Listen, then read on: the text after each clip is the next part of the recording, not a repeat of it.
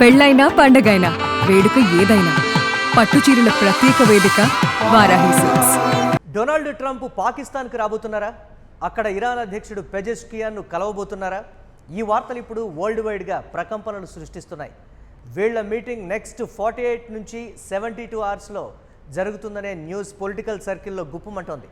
ఈ చారిత్రక ఘట్టానికి ఇస్లామాబాద్ వేదిక కాబోతోందనేది మరో ఇంట్రెస్టింగ్ న్యూస్. ఈ వార్తల్లో ఎంత నిజం ఉందో తెలియదు. ఇది కేవలం సోషల్ మీడియాలో జరుగుతున్న ప్రచారమేనా, లేక నిజంగానే ఇందుకు ఏర్పాట్లు జరుగుతున్నాయా? ఇరాన్ అమెరికా మధ్య దశాబ్దాలుగా శత్రుత్వం ఉంది. ఇప్పుడు ఈ రెండు దేశాలకు పాకిస్తాన్ మధ్యవర్తిత్వం వహిస్తోంది. దీంతో ఇస్లామాబాద్పై ఇప్పుడు ప్రపంచ దేశాల దృష్టి పడింది. ఇస్లామాబాద్ ఈ చర్చలకు ఒక సాధారణమైనటువంటి ఇస్లామాబాద్ ప్రస్తుతానికి ఒక సాధారణ నగరం మాత్రమే కాదు, ప్రపంచ గమనాన్ని మార్చే అంతర్జాతీయ వేదిక కూడా. మొన్న ఇస్లామాబాద్లో అమెరికా ఇరాన్ మధ్య జరిగినటువంటి చర్చలు ఫెయిల్ అయ్యాయి. అయితే ఏప్రిల్ 3rd వీక్లో మళ్ళీ చర్చలు జరుగుతాయని మొన్నటి చర్చల్లో పాల్గొన్న ఓ అధికారి చెప్తున్నారు. ఈసారి చర్చలకు ఏకంగా డొనాల్డ్ ట్రంప్ వస్తున్నారనేది బిగ్ న్యూస్. ట్రంప్తో పాటు Saudi prince Mohammed bin Salman, Turkey అధ్యక్షుడు, ఈజిప్ట్ ప్రధాని కూడా వచ్చే ఛాన్స్ అయితే ఉంది. అటువైపు ఇరాన్ అధ్యక్షుడు పెజెష్కియాన్ కూడా చర్చల్లో పాల్గొంటారని ఇస్లామాబాద్ నుంచి అందుతున్న సమాచారం. ఈ చర్చల కోసమే పాకిస్తాన్ ప్రధాని షెహబాజ్ షరీఫ్ సౌదీ అరేబియాకు వెళుతున్నారని కూడా చెప్తున్నారు. అలాగే పాకిస్తాన్ నుంచి ఒక హై లెవెల్ అఫీషియల్ టీంను చైనాకు పంపించే అవకాశం కూడా ఉంది. వచ్చే 4 రోజుల్లోనే అమెరికా ఇరాన్ మధ్య చర్చలు జరిగి బిగ్ డీల్ కుదిరే ఛాన్స్ కనిపిస్తోంది. ఈ వారంలోనే అమెరికా ఇరాన్ రాయబార బృందాలు కూడా తిరిగి ఇస్లామాబాద్ చేరుకోనున్నాయి. ఇదంతా చూస్తుంటే చర్చలు ఇంకా ముగిసిపోలేదని అర్థమవుతోంది. మిడిల్ ఈస్ట్లో టెన్షన్స్ తగ్గించడానికి ఇరాన్ సైడ్ నుంచి ప్రయత్నాలు జరుగుతున్నాయి. అమెరికాతో డైరెక్ట్ వార్ను అవాయిడ్ చేయడానికి హర్మోజ్ జలసంధిలో ఆయిల్ సప్లైని తాత్కాలికంగా ఆపాలని ఇరాన్ ఆలోచిస్తోంది. దీనివల్ల చర్చలు సక్సెస్ అయ్యే ఛాన్స్ ఉందని ఇరాన్ భావిస్తోంది. కానీ ఇరాన్ సైన్యం ఐఆర్జీసీ మనసు ఎప్పుడు మారుతుందో ఎవరూ చెప్పలేరు. ఆ భయంతోనే ఇప్పుడు ప్రపంచ చమురు మార్కెట్ అంతా హర్మోజ్ వైపే చూస్తోంది. ప్రస్తుతానికి పరిస్థితులు చేయి దాటిపోకుండా ఇరాన్ జాగ్రత్త పడుతోంది. చర్చలకు ఎలాంటి ఆటంకం కలగకూడదనే ఉద్దేశంతో సంయమనం పాటిస్తోంది. మరోవైపు అమెరికా ఇరాన్ మధ్య యుద్ధ వాతావరణాన్ని చల్లార్చడానికి యూరోపియన్ కంట్రీస్ కూడా ట్రై చేస్తున్నాయి. ఇందుకు ఫ్రాన్స్ అధ్యక్షుడు ఇమాన్యుయల్ మాక్రాన్ చొరవ తీసుకున్నాడు. ప్రస్తుత పరిణామాలపై కీలకమైన స్టేట్మెంట్ రిలీజ్ చేశాడు.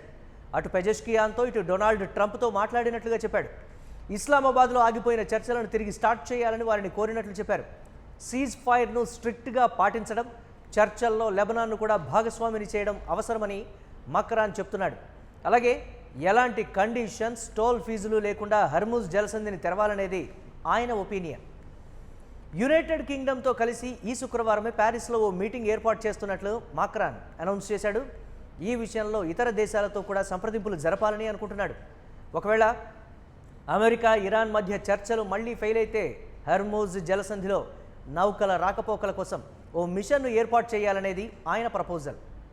మరోవైపు అమెరికా దోస్తు సౌదీ అరేబియా కూడా రంగంలోకి దిగింది. హర్మూజ్ జలసంధి దిగ్బంధనాన్ని విత్డ్రా చేసుకోవాలని ట్రంప్ను సౌదీ కోరుతోంది.